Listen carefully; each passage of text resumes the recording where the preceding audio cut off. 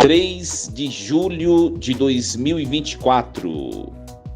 Nesta quarta-feira, a Igreja celebra a festa litúrgica de São Tomé Apóstolo.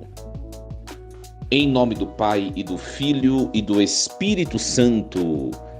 Amém. Meus queridos filhos e filhas, muito bom dia. Vos saúdo com a paz de nosso Senhor Jesus Cristo. Vos acolho. Que alegria nos encontrarmos nesta manhã, desta quarta-feira, celebrarmos a vida deste santo homem, santo apóstolo, São Tomé.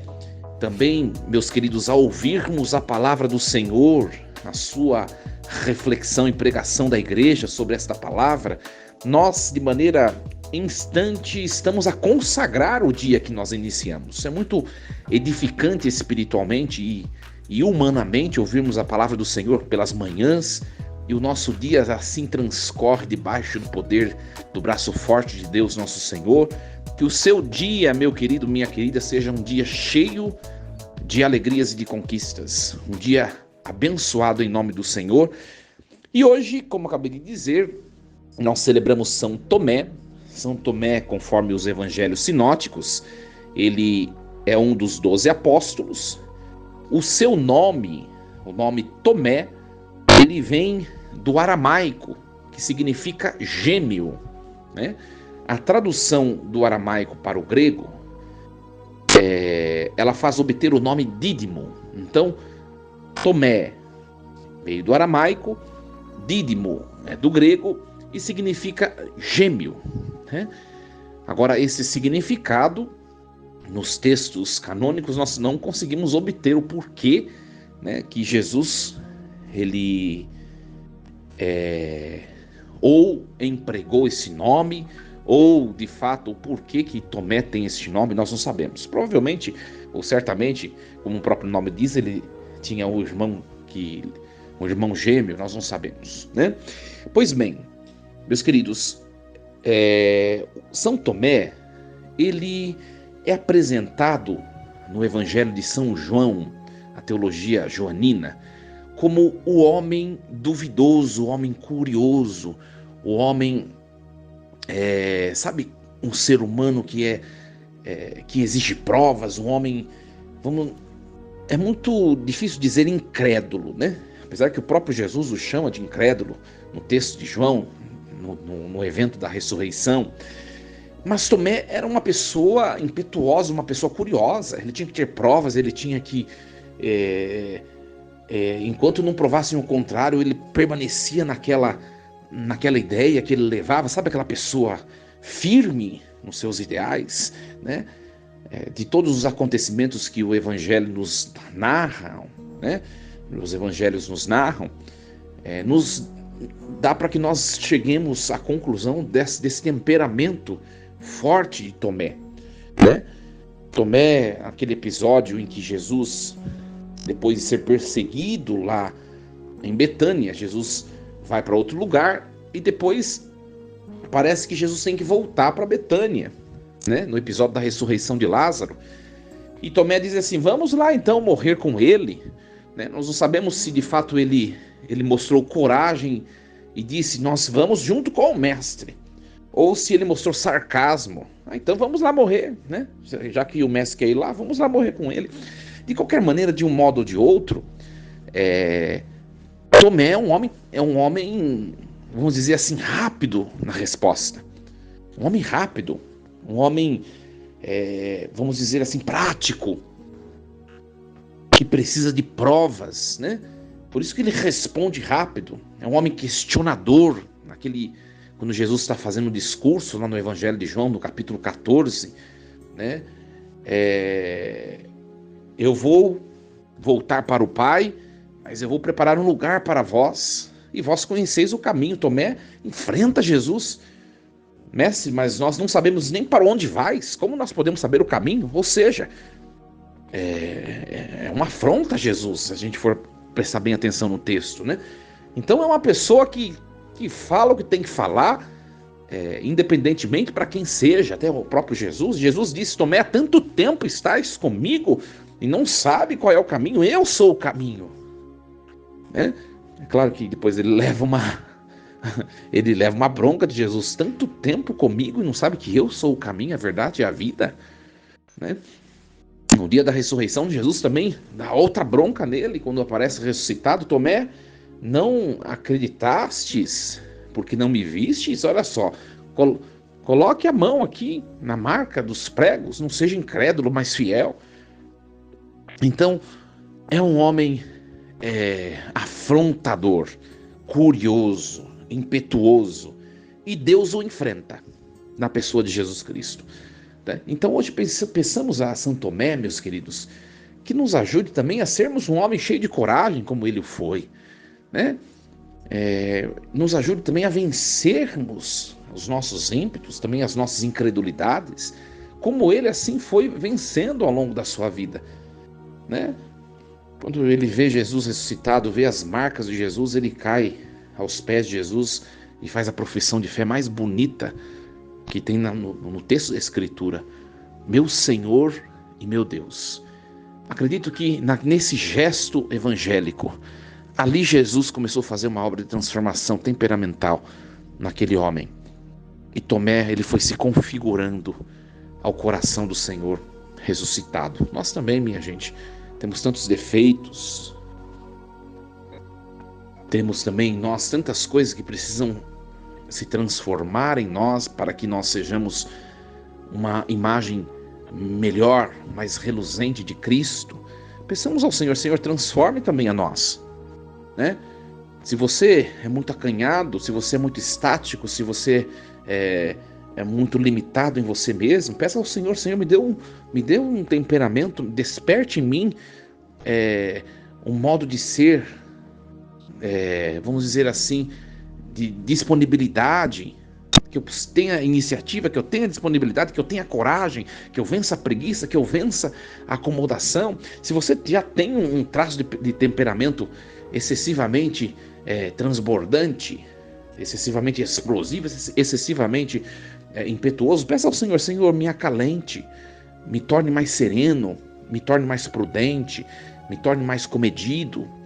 Que Deus possa, meus queridos, ao longo da nossa vida, fazer uma obra de transformação em nós. Meus queridos, nós vamos meditar, refletir nesta manhã a leitura da carta de São Paulo aos Efésios, capítulo 2, versículos do 19 ao 22. Irmãos, já não sois mais estrangeiros nem migrantes, mas concidadãos dos santos, sois da família de Deus. Vós fostes integrados no edifício que tem como fundamento os apóstolos e os profetas, e o próprio Jesus como pedra principal. É nele que toda a construção se ajusta e se eleva para formar um templo santo no Senhor. E vós também sois integrados nesta construção, para vos tornardes morada de Deus, pelo Espírito. Palavra do Senhor. Graças a Deus. Meus queridos, Efésios capítulo 2 vai nos mostrar a imagem da igreja, essa instituição divina, né? Comparando-a com um grande edifício, uma grande construção, né? As colunas que sustentam aquele edifício são os apóstolos, né? O próprio texto nos diz: vós fostes integrados no edifício que tem como fundamento os apóstolos, aquelas 12 colunas que sustentam aquele edifício, né? Os apóstolos, não na sua fragilidade humana, mas os apóstolos enquanto instrumentos que os quais Deus utilizou para fazer a sua obra. Os apóstolos que reproduziram todos os ensinamentos, tudo que Jesus de Nazaré os ensinou. E o fundamento, né? O próprio texto diz, e tem como fundamento, e tem como pedra principal, além dos fundamentos que são os apóstolos, Jesus Cristo é a pedra que está no centro.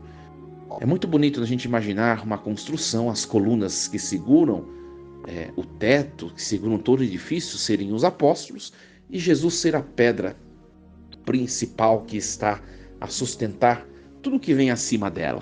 Olha, é muito bonito isso, né? Jesus deve ser a base, um grande ensinamento para nós enquanto igreja. Jesus deve ser a base. Sobre ele deve ser construído tudo aquilo que nós temos, somos, possuímos ou sonhamos. Você quer começar a empreender alguma coisa?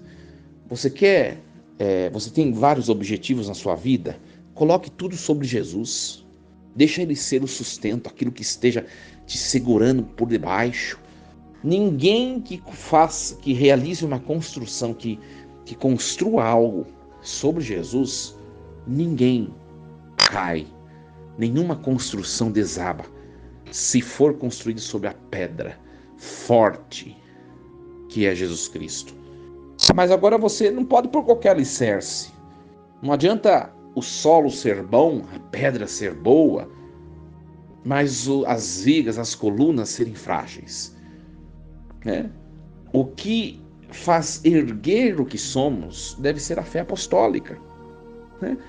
Por isso, minha gente, a igreja na qual nós congregamos, a Igreja Católica, o que ela crê hoje, o conteúdo, vem do próprio Deus, vem de Jesus Cristo, foi Ele quem revelou.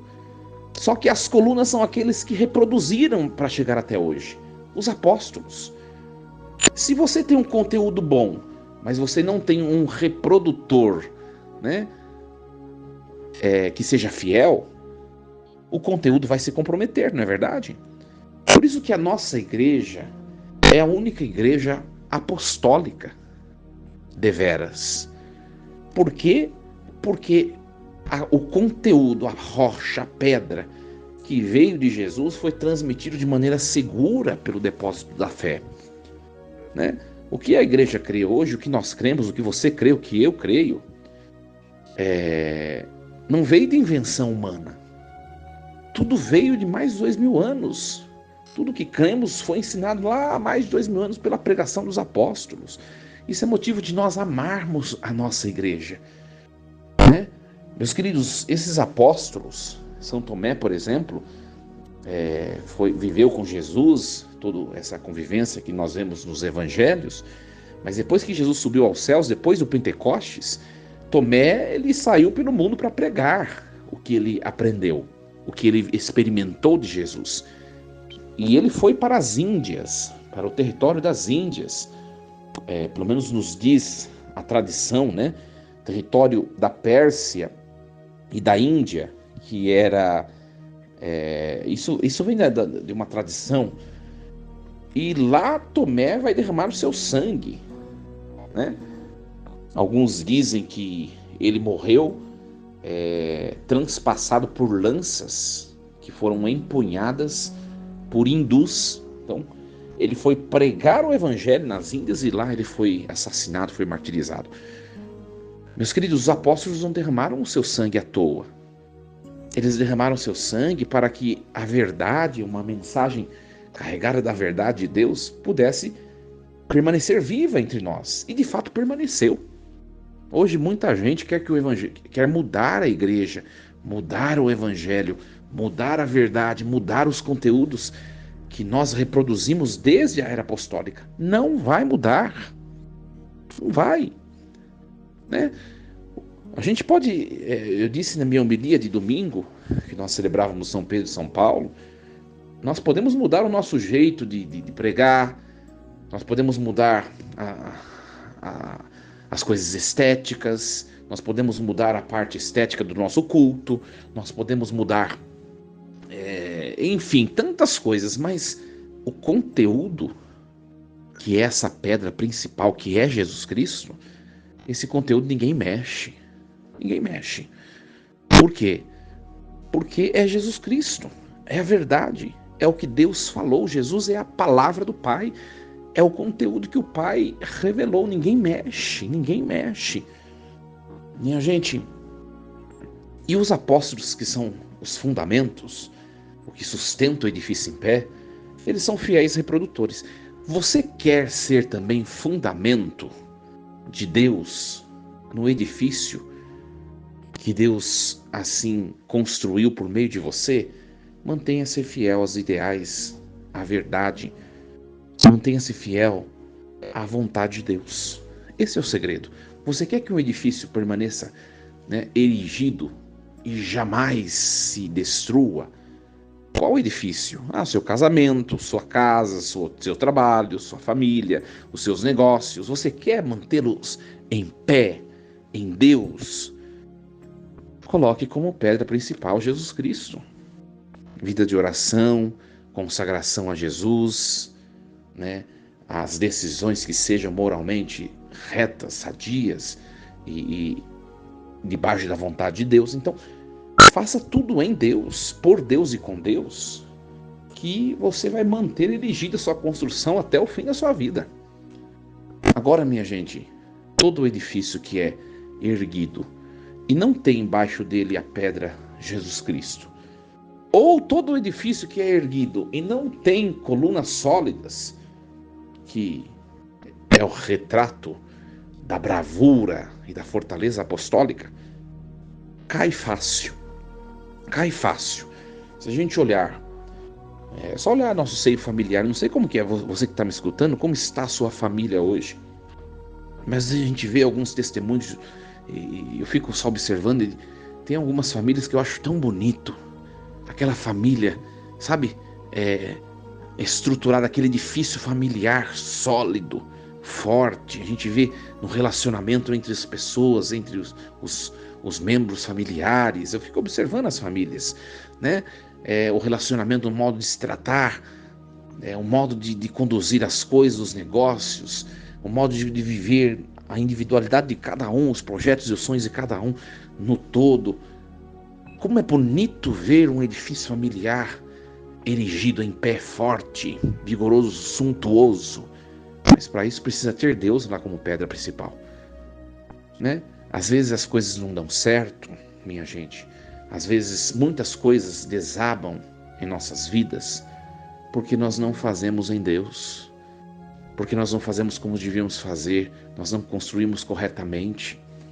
Então hoje, nesta manhã dessa quarta-feira, contemos com a intercessão de Tomé, apóstolo, um homem severo, rude, bravo, curioso, teimoso, mas um homem que professou a fé em Jesus mais belamente.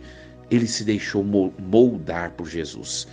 O Espírito Santo fez uma obra de transformação nele e ele foi capaz de derramar o seu sangue, mas gritando a verdade em territórios da Índia. Que nós também façamos, todos nós, essa mesma experiência. Deixemos Jesus falar conosco o que é a vontade dele para nós. Que Deus nos abençoe e nos proteja. Força e coragem, em nome do Pai, do Filho e do Espírito Santo. Amém. E lembremos-nos sempre, Deus está no comando de tudo.